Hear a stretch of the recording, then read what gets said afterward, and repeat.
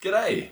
Today's video is a bit of a rant regarding the Samsung Galaxy Z Flip 1, 2, 3 and 4.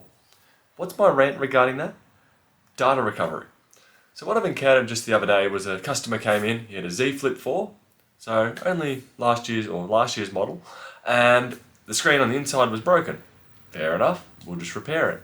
Looked up the price of the repair. The part alone was around $600 Australian dollars or $660 Australian on AliExpress. I'm not sure how much it would be directly through Samsung. Their website was very roundabout, waste your time kind of. It wasn't just upfront and going, it's $500 to do. It wasn't like that at all. So from my experience with it, the Samsung website was basically useless. Some people go to a Samsung store. Samsung stores are over 3.5 hours away, so it's not exactly feasible, especially for most people. So looking online, a replacement screen for this model is $660, yet these phones in good condition from refurbished sites are $600. So what happens with your data? Well, typically in this instance, anything from a Galaxy S10, S20, 21, 22, 23, potentially even the 8 and the 9, there was DeX, which was an external desktop environment that you could plug in a Type-C adapter and be able to view that screen. Here's where my dilemma comes in, and my fair bit of anger. On the Z Flip 1, 2, 3 and 4, they do not have video out or DeX support. So basically, if you smash the inside of your screen, the only way you're going to be able to get the data off that is by purchasing another screen or another Z Flip 4 to be able to move your motherboard into it or do a screen replacement on it, and then from there you'll be able to access your data. So your data is now hidden behind a massive paywall. I'm not sure if it's a software limitation with the Z Flips or a hardware limitation as to why there's no video out over Type-C. Being that the SoCs on those processors are more than capable of handling video out, especially since they were doing it since the S10, so I don't believe really any much time or cost would have went into it already having that feature when it was brand new. The other dilemma there is that, so essentially now the customer's information is trapped behind a paywall.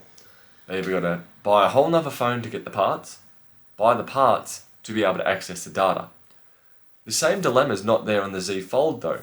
I didn't research it or haven't looked it up, but I'm assuming the Z Fold does support video out from a couple of things I looked at. I didn't go too far into it, but it has the advantage of a secondary screen on the outside to be able to access the phone. The Z Flip 1, 2, 3 and 4 has a tiny little screen with very limited functions. Not enough to be able to connect it up to a computer and be able to tell it to transfer. Not enough to use Samsung Smart Switch. So it's basically a useless external display that's not helpful to retrieving information.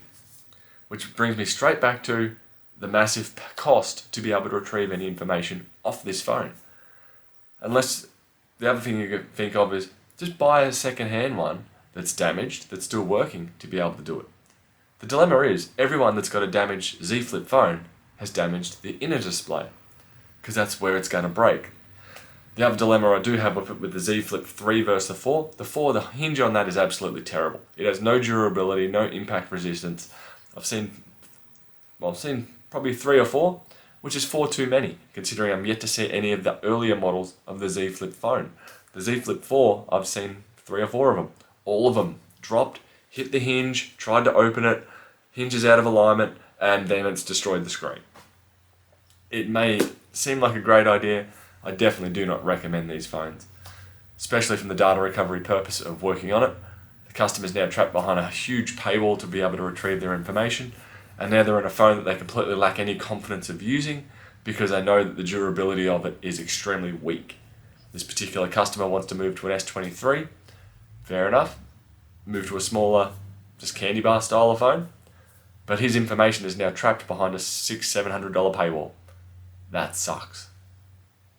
Bye.